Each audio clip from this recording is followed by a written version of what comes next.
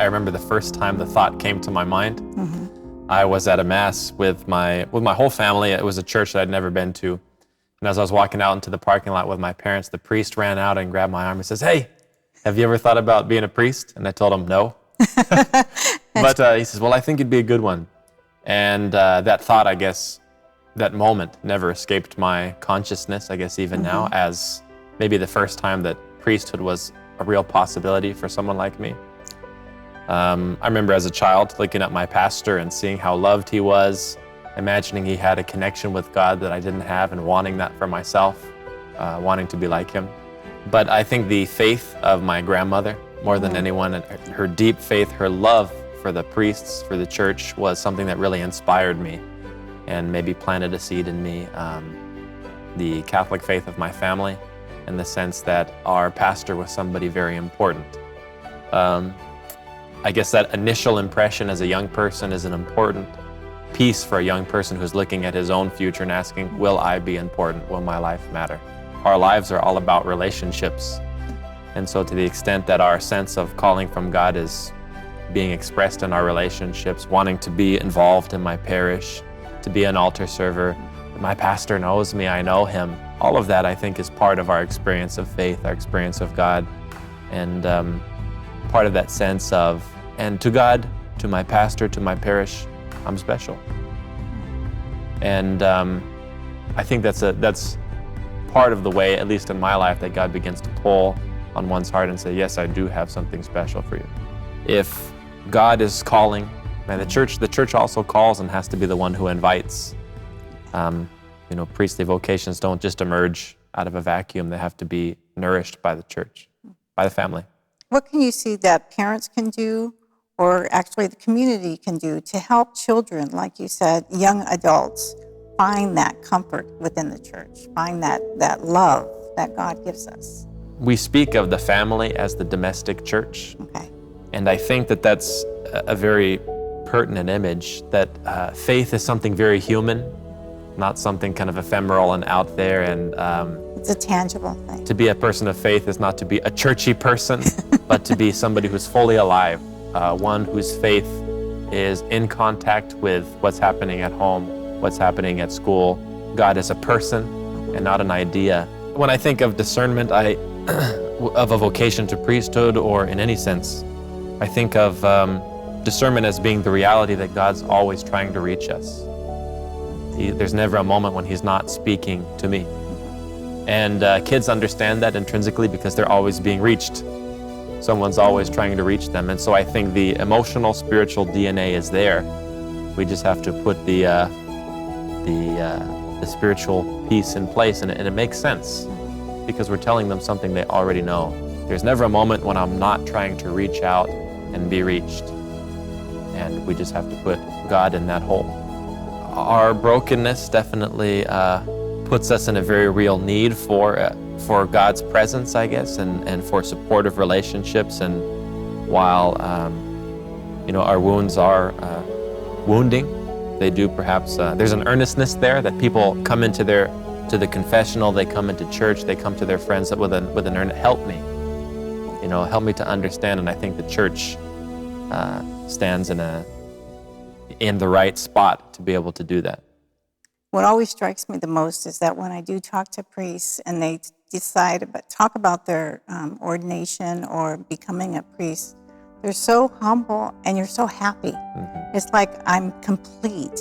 And like I said, as people, we go through all these different things of what we want to do and how we want to be. We may achieve them, we may not, but we don't have that happiness that you seem to have. Yeah, and to be sure, there are good days and bad days, but there's a sense of, in it all, God's there and He's been there. The ordination was such a powerful moment. In a lot of ways, it's the culmination of many years of longing and dreaming. You've thought about this moment. But it's also the presence of so many people came together who were in the seminary and had gone off and had families, people who were with you in joyful moments and difficult moments, and they're all there. And so you really feel like, I looked around that cathedral church and said, my life is here, and you've seen it.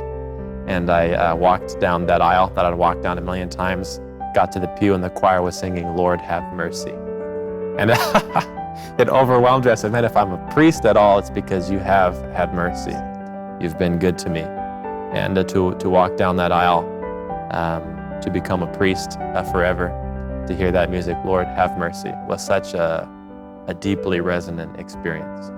My parents and my grandma, there's a tradition when you're ordained that maybe your family will buy the chalice for you. Okay.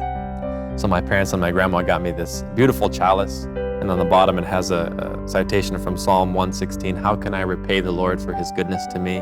I'll take the cup of salvation and call on the Lord's name. And when I stand at that altar and celebrate Mass, I'm very conscious, Lord, you have been good to me, and how can I thank you? Trying to be as faithful as I can. One of my best friends is a priest in Tucson. He's a Carmelite. And when all the priests come and they lay hands on you, and there's a cool sense of fraternity, and you're entering into the priesthood of the diocese. But one of those questions that I guess we always walk with preparing for priesthood, or in general, is, am I worthy? And the bishop asks in the rite of ordination, do you know him to be worthy? And when my best friend came along in the line and he put his hands on my head, he shook me. I was kneeling down. He said, did you hear that, bro? Today, God said, you are worthy. Wow. And it's a powerful moment for me. Oh, yeah. Again, we have all these ideas of what we want to be and what we want to do, but to actually accomplish that and be happy about it. And this is what people are searching for. So how do we get them to understand that they can find it in God? Yeah, and what I would say is I really don't look at priesthood as an accomplishment as much as it's what the Lord has done despite me. And I think any sense of finding that peace or direction in our life comes from that disposition that, Lord, it has to be what you will do with me, for me, in me. One of my deepest prayers, I think, since I've become a priest, is to come in here and sit down in the church at night and to say, Lord, I find myself asking, who are you? And where I always kind of land is, you're the one who has always been with me.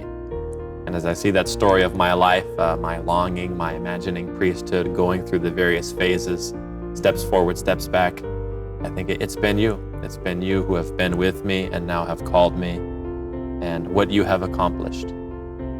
If I look around and these Catholic people around me are the same as everyone else, then why struggle for 13 years to become something that doesn't make me any different? You want to know that that it's worthy of what it costs you. And so seeing people, the integrity of the struggle and people's faith, discovering the importance of a life of prayer, so that God is not for us just an idea or a kind of a social context for Sunday mornings. Yeah. But he's a person, and when I go to church, there's a you there. And that when I make my choices and imagine my future, I'm imagining with you.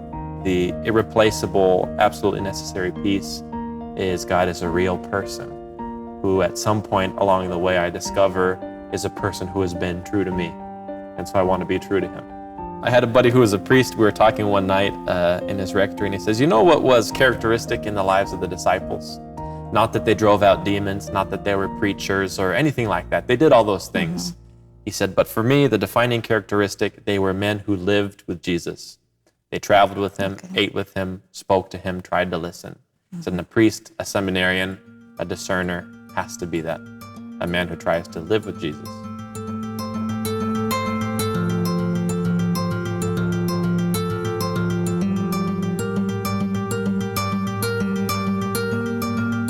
Father Michael, as a priest here, have you noticed any changes in how people are relating to you, what they're feeling? Has anybody spoke to you about your presence here? Yeah, it's kind of an amazing thing. You get ordained and then suddenly you're just the priest. You show up and you're the priest, and they don't know that you're still finding your way and figuring out what that means. But celebrating with families, funerals have been very beautiful experiences, and you feel that you experience the power of priesthood in people's lives and the privilege of accompanying in those moments. Anointing the sick.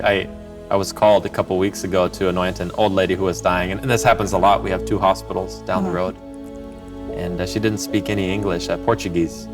But I got there and she grabbed my hands. She had been kind of out of it, and she just started kissing my hands and shouting something. And I said, what's she saying? She says, my friend, my friend, my friend, my friend. Wow. And so it was a powerful, those moments where you see how important priesthood is. I was talking with a young adult, young man who was having a difficult time. And I've had a lot of background in youth ministry and all that, so I've always thought of myself as maybe the slightly older brother. Okay. And I said, thank you for what you share with me. I really think of you as a brother. And he said, what? I think of you as a dad. Wow. And that for me was just this idea of being father is not just something ceremonial. You have the sense that, no, you are the priest and you're supposed to be the shepherd, the one who bears people's burdens with them, steps into their shame and offers a word of hope and speaks to them about their dignity. When people are lost and don't know the way, you're there as a sign of hope for making a new beginning. So sharing in people's lives in a way that is meaningful to them and to me has been one of the biggest blessings, I guess. And you go to bed at night thinking, wow, today really mattered. Because you're in a person's life. For very intimate moments, Yes. tragic moments, very joyful moments. You're seeing the growth happen and God's grace enter into people's lives right before you. Doing all these different things sacramentally with the parishioners, is there any one that you feel most close, that you get the most joy out of? And joy isn't the right word. I love funerals. Funerals are very powerful for preaching because people are there to hear. They're there to pray, and that sense of our finitude and our hope in God's promise. It's a very spiritual experience. Hearing confessions, and we have tons of confessions here, can be very, very powerful. Very powerful experience of God, and also very encouraging. You see just the integrity of the struggle and the authenticity of people's faith being lived out in this struggle for freedom and to be good. When people are kind of in need and exposed before God, powerful things happen. And along with all the sacraments that you do and perform and give to others, what else do you do in your day-to-day life? What's a day-to-day life with Father Michael Ritter? Well, there's Mass in the morning or sometimes in the evening. Some time for personal prayer is an important, accompanying people in searching for their path or asking their questions and being able to ask with them. Priesthood is the sacrament of Jesus, the shepherd, who has not left us unaccompanied. And that accompanying ministry of sitting down for the appointment to talk about what's happening at home, planning for the future, dealing with some grief is a great part of what my day involves. And it's also a joy for me. And I think with, if we continue to just look for God every day, it's always a joyful day coming ahead. Yeah, in any relationship, there's also a joy in, waking up with your husband and wife and saying, oh, it's you again. That our relationship has arrived to a certain level of intimacy when we say, okay, we are doing what we do because we're true to each other, because we have a relationship. And so much of a life of prayer, a life of ministry is not about the thrills. It's about saying, I'm still here to be true to you. I made you promises. You've made promises to me. And that's really where the depth and where of life is for me, and where the place from which something new can emerge. Priesthood really does give the vantage point that a relationship with God is very much a relationship with people. Loving God, loving the ones that He loves. And a priest's life is totally immersed in this life of relationship with all kinds of people. Well, that's what he said, love as I love. Yeah, and so it's always new because it's always somebody else. Right. Yeah. Especially as, parish priest, diocesan priest, you travel. And you get to meet and relate with a lot of people. I mean, it's very relationally rich. I think that's one of the most enjoyable parts for me.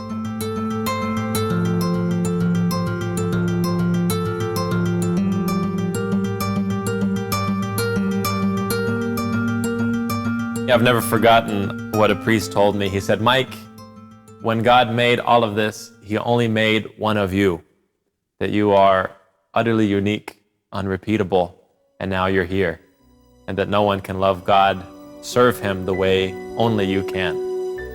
And so when we imagine our future, we have to imagine our unique, unrepeatable calling in God's mind to find our way. I think a lot of times we think of discernment of a vocation as there being two closed doors, and maybe I'll go through the right one and I have to roll the dice. But God who loves us wants what all people who love want. He wants us to choose him. I believe with my whole heart, when we make choices trying to follow and please the Lord, he doesn't disappoint us. He doesn't allow us to be more generous with him than he is with us. Jesus said it well, if you're faithful in small things, I will entrust you with great responsibilities. If we learn to be people who ask in the little things of everyday life, Lord, what are you asking of me? And to say to him, what I do for you, we will find ourselves with great responsibilities. A life with God is a life of relationships. Have those relationships, be true to the one who's been true to you.